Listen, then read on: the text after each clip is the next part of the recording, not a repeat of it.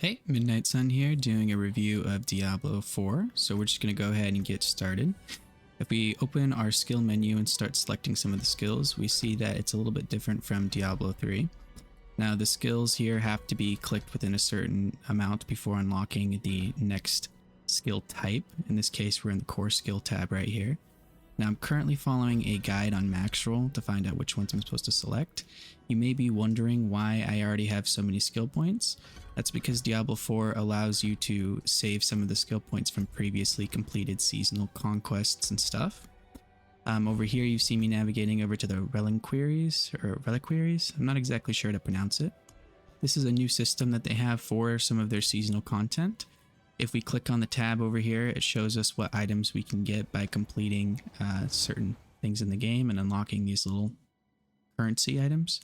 The items aren't too exciting.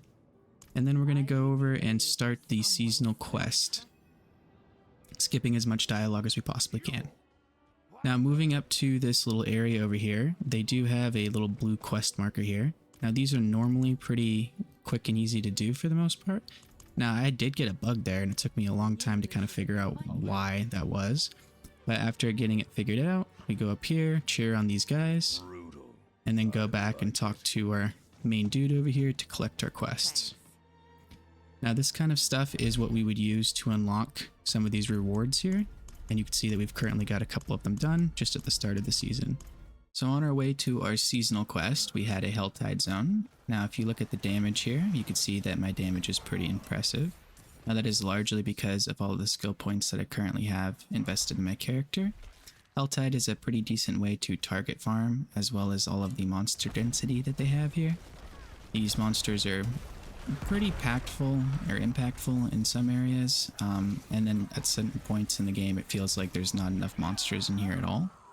So on our way to the area, we ran into one of these arena zones or area zones. I'm not exactly sure the title of them at the top of my head, but each of these are different and they can spawn anywhere, not just in the Helltides. I personally don't like going to these as the rewards feel a little lackluster, but in the beginning of the game it can be pretty good as you get a decent amount of items from here. And they do also drop obols, which are kind of like blood shards from Diablo 3, which can be used to gamble for pretty decent items. Now you can see that one of the frustrating things about these is the monsters don't really come in very fast and you kind of have to run around and it takes a little bit of time to do. But again, you know, decent rewards, just not anything exciting. While doing this, I realized that I did not equip a pet, so I'm going to go ahead and do so now. The pets in the game here look pretty great actually and kind of cute in some aspects, which is kind of nice. Now onto our seasonal quest. We go into this little cave area, kill some monsters, and we find some runes for the first time. Now this would be very exciting, except for the fact that the runes cannot be activated because I need a rune of invocation, which charges them up. I think it's the rune of invocation anyway. Now we get over to our first boss fight, which isn't too challenging with all of the stats that we currently have in our character and the extra skill points.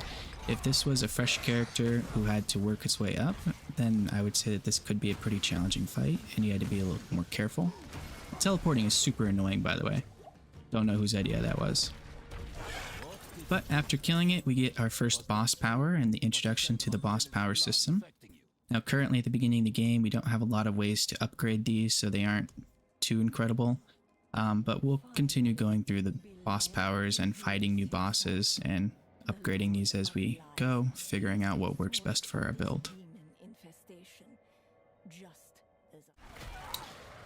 Moving on from there, we left in the Helltide zone again, and we found one of these special zones, which gives us a Helltide Commander.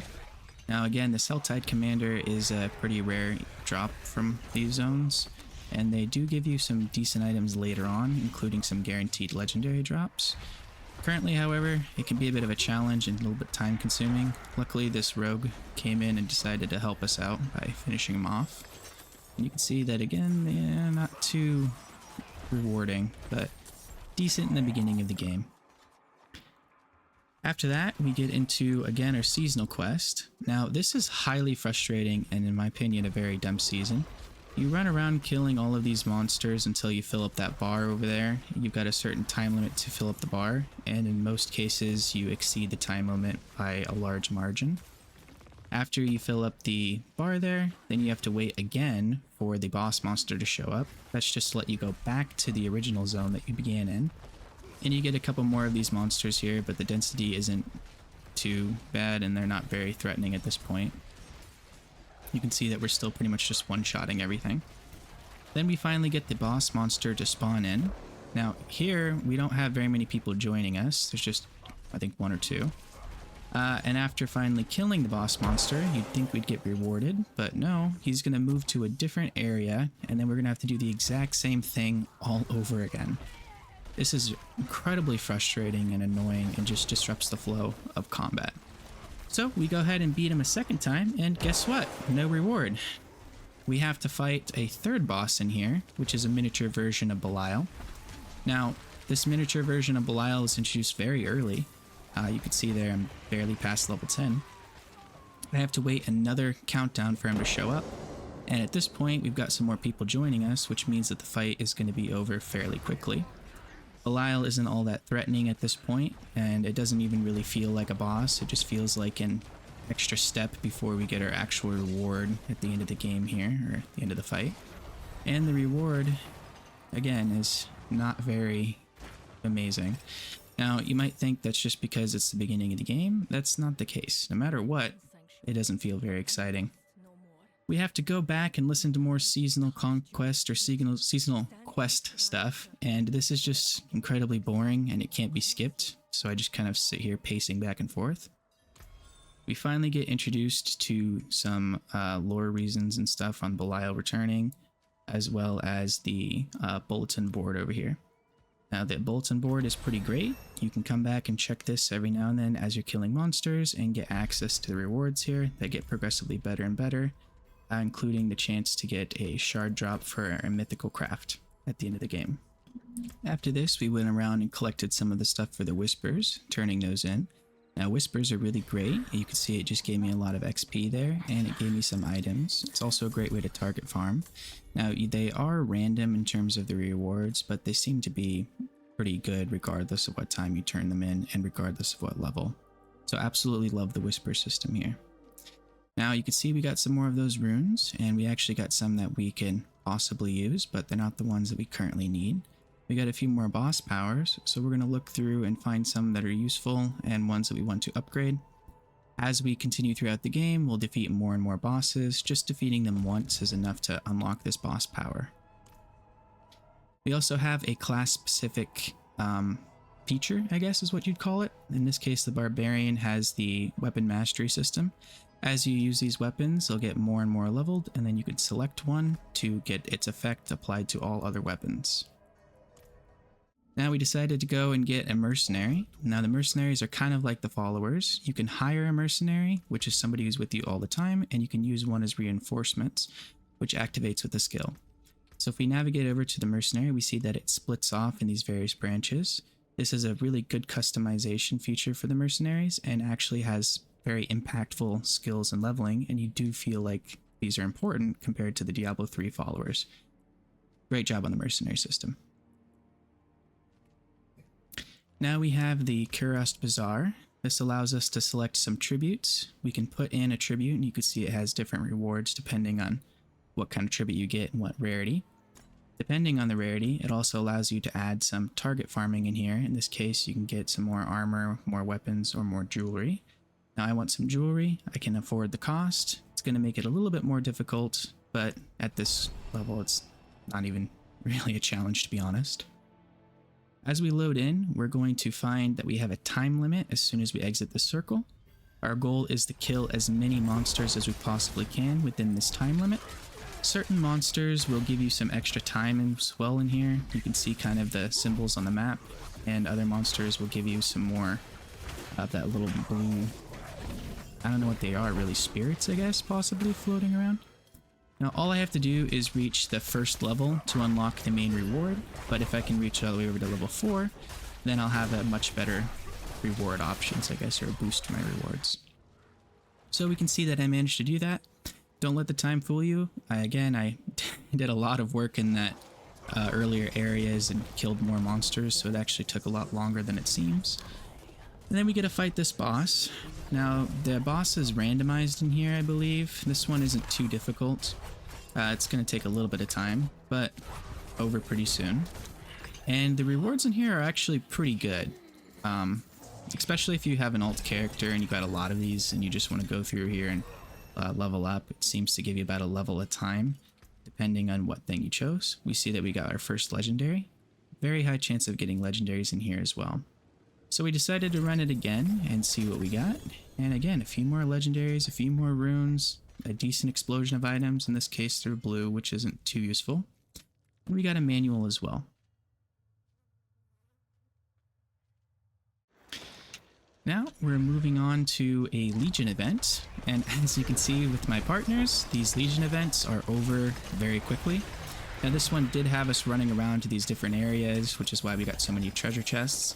I don't understand why Legions are in the game, they're barely used, but they do help you get some of those whispers completed. So I'm going to go ahead and select the tree and teleport over there and turn it in. You can do a strategy where if you're farming for whispers, just doing one of these Legion events every, I think 15 minutes or so, or 20 minutes. I'm not exactly sure how long it takes to have the new Legion event pop up. Again, I ignore these pretty much all the time. They aren't very impactful and your time could be better off spent doing other things. But we do get a level by turning in that whisper, and we get some of those extra items as well. And as always, getting those manuals. Speaking of manuals, what are they used for? Well, that's tempering. So we're going to go ahead and click on the item that we want to temper. We see that we have a selection between what can be tempered. Now in the beginning, these aren't, crazy, but I did get a couple of these magic ones, so might as well throw them on your gear, especially some of the ones that I currently did right there. They will impact for the weapons at the very least. So it's something to keep in mind, and it's something to not forget. If you forget to do this, it will severely impact your power and your leveling in this game. So we're going to go ahead and do some more whispers. As we're doing so, I did get a pretty rare option for the whispers here. You can see that I got 3 legendary cache variants. Now some of these would be really great in the end game, but for right now I really need some of these items, so I'm going to go ahead and select that one. And you can see that it gives me some legendary pants at this point. Now we get into the world bosses, and these aren't anything exciting anymore. They used to be very difficult and they used to be pretty fun to do, but they come about once every hour and I seem to always miss it because I'm engaged in other activities and other things. The fights are pretty long, as you can see here. And now I do need this boss's power, which means that defeating him is going to get me something kind of useful from it. But I only need to defeat it one time to get the power.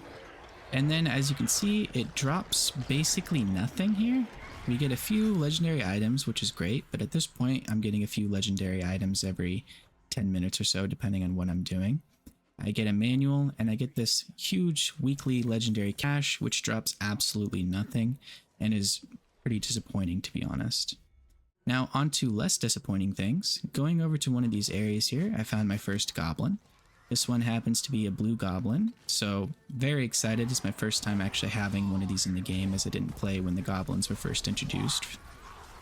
Now one thing that is a little disappointing, and this is up to personal preference, I actually don't like the way the blue goblins in this game look. I like the way they run around and drop all this loot, which is a little bit exciting, but their overall appearance could be improved in my opinion.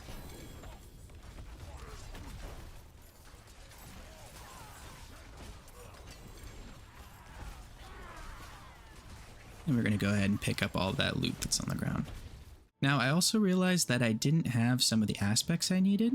And a good thing about Diablo 4 is some of them are locked behind dungeons, which means you can go through this little collection system, find the dungeon you want, select and mark it on the map, and then it'll show you where the dungeon is, travel to the nearest waypoint, and make your way towards the dungeon.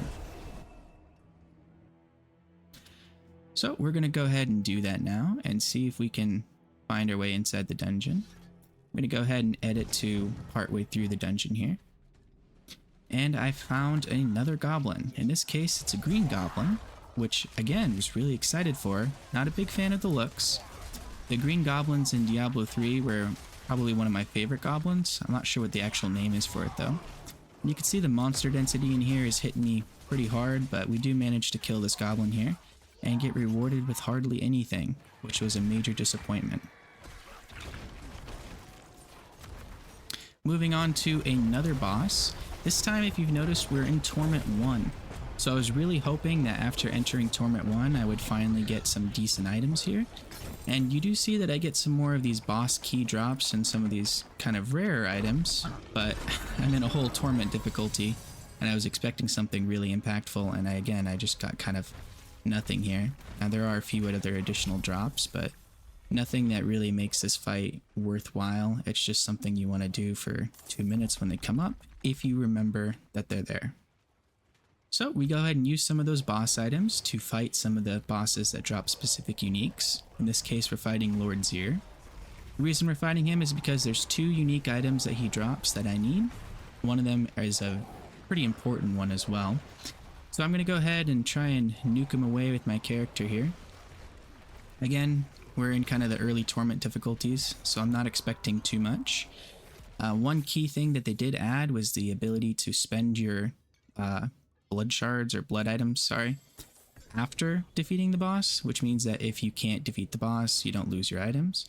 And we get a surprise visit from Belial. Now this is a rare encounter. I think I got him after my first time doing one of these, so I was expecting him to show up pretty frequently. But a little disappointing fight here, to be honest. Lord Zir was actually a little bit more challenging, and I just kind of have to wait for Belial to show back up again before I can kind of take away the rest of his health, but he doesn't really put up too much of a fight. He does drop some pretty decent items, which is just, a better chance of getting some uniques, and he drops a key for a major fight with him later, which is pretty useful, but we don't see him hardly that often at all.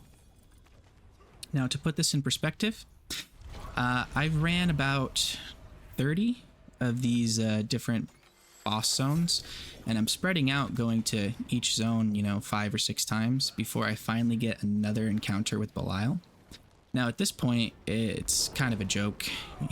You can see there I just nuke him out of existence, so it doesn't really feel impactful or exciting in the slightest. Again, he does drop a few more items, but at this point I'm getting items all the time and I'm filled with uniques. So okay, now moving into our next thing here, we're going to go ahead and go through the pit. Now this is currently me trying to unlock Torment 3.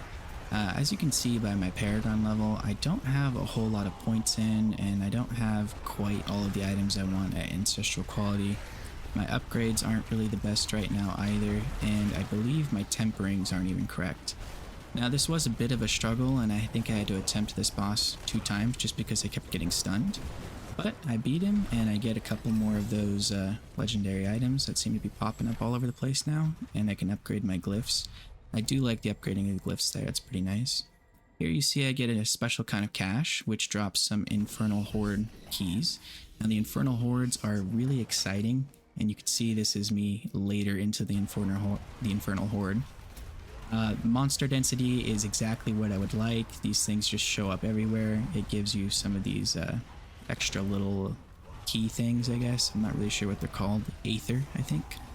That can be spent at the end to open up a chest. Now there is a bug. You can see it says round 0 out of 10 at the top here.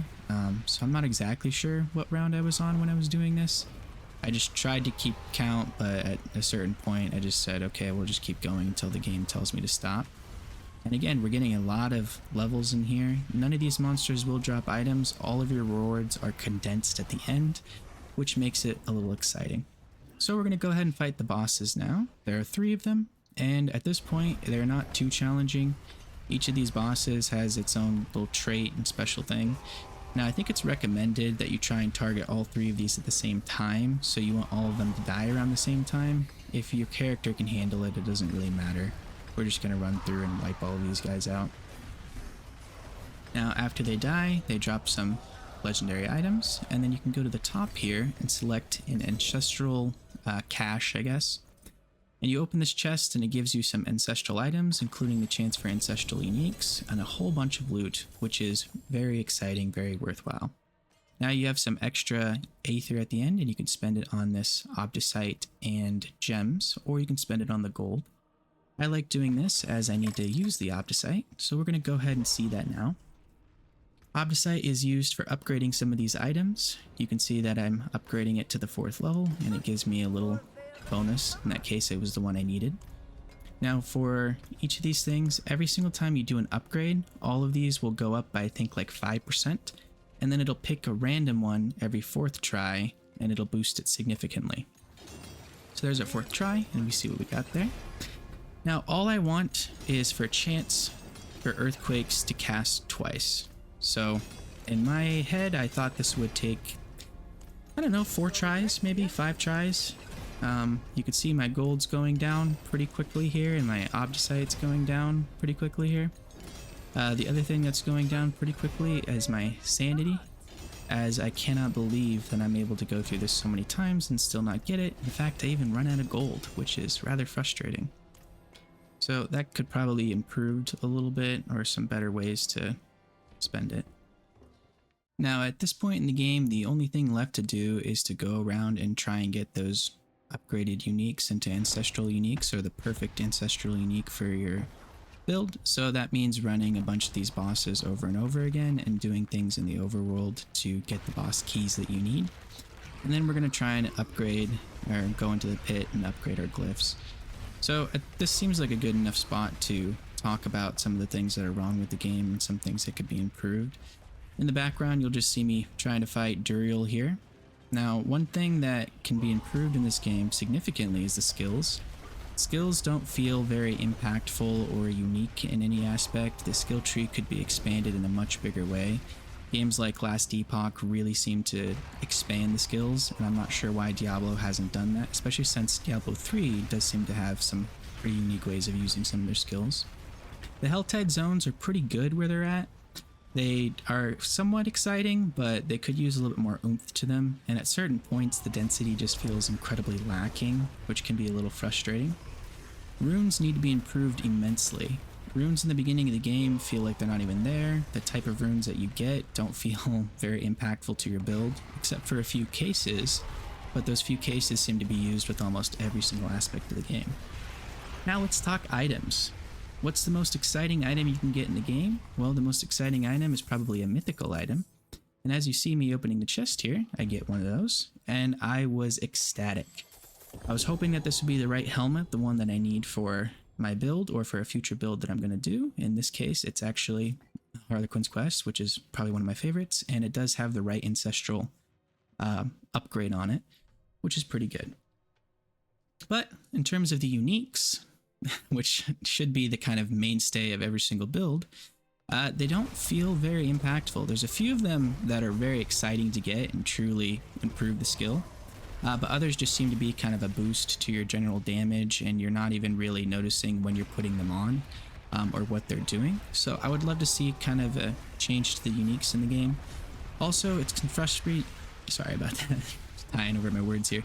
It could be kind of frustrating to spend, I don't know, 15 boss runs trying to get a specific unique and just never having it drop the ancestral version that you need and getting everything else that's kind of pointless.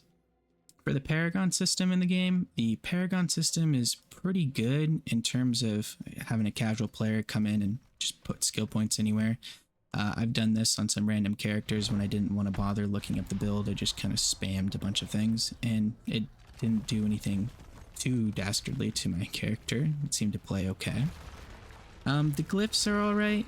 I kind of wish, again, a little bit more excitement towards the glyphs. The legendary abilities for the glyphs when you unlock them at rank 45, I believe, or 46, are kind of a joke. They just do a flat 10% more damage or something like that. I would love to see, again, something unique or something that I can tell just by looking at another character as they move around that they've got a legendary unique. The excitement of actually getting there is also kind of taken away in that sense as well. Next, let's talk some nightmare dungeons. Have you even run a nightmare dungeon lately? Me personally, I ignore them. I ran them one time, and then the whole rest of the game, they were not used whatsoever. Now, they should be a decent way to level up your character, but there's just no good reward for them. Just as an added idea, if you want to make people like me run nightmare dungeons, have a higher chance of runes to drop in the nightmare dungeons, or even better, I don't like running specific nightmare dungeons. I will get 100 nightmare dungeon keys and scrap 95% of them and only run 5 because they're pleasant to run. So if you want to make it easier for somebody like me to run one of these, how about we make it to where you get a nightmare dungeon key and any dungeon you click on can be turned into a nightmare dungeon. You can even add some rarity aspects to it. So if I click on a nightmare dungeon with a nightmare dungeon key, if I have a yellow key, it's just a regular nightmare dungeon. Let's say I have a legendary key, and guess what? I get a higher chance of having legendaries in there, or maybe even an upgrade to the aspect that I unlock in that nightmare dungeon. Maybe give me a boost to that.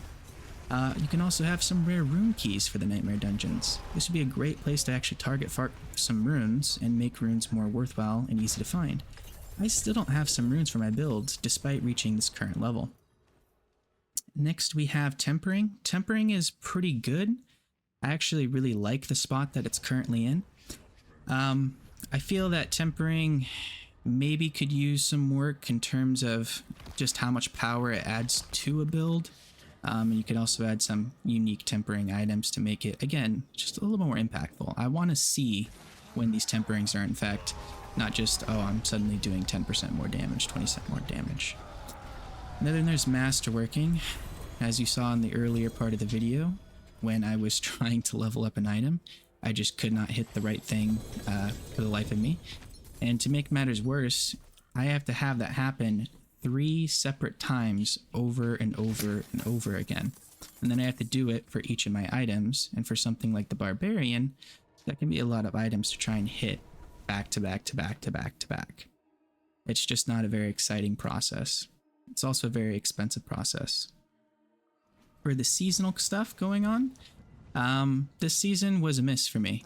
There's hardly anything exciting about the seasons anymore. It's just various versions of powers.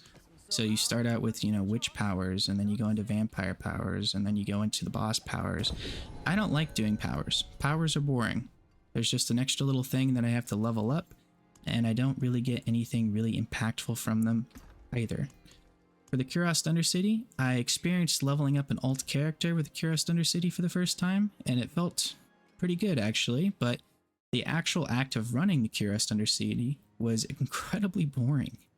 There was absolutely nothing that you could do in there to make it seem exciting. Even when a random goblin would show up, it just didn't hit, and the whole structure behind it, the time limit, was kind of a cool concept, but I don't feel like the time spent in there is very worth it, or even as fun as running a Greater Rift in Diablo 3. So that's kind of some of my gripes with Diablo 4. I mean, obviously I'm still playing the game, so it does have some level of fun, but that's primarily because of the new season and getting a character that really feels impactful. After unlocking that Harlequin's quest, I think is what it's called, I started using it to level up some of my other characters. That sped up the leveling process and felt pretty exciting, but to this day I'm still not 100% convinced that Diablo 4 is going to be a game that's going to occupy your time for more than 4, maybe 5 days. And I'm somebody who doesn't get to play this game very often, so all of this footage that you saw was over the course of about 3 days. So it took me 3 days to get to the point where I could unlock one of the rarest items in the game and unlock Torment 4, which I've currently achieved as of making this video. I just choose to farm in Torment 3 because Torment 3 seems to be kind of the sweet spot. So with that being said, if you liked the video, go ahead and drop a like. If you want to comment about some things that I missed, I know there's a lot more in this game that could be discussed and a lot more things that need to be worked on and improved.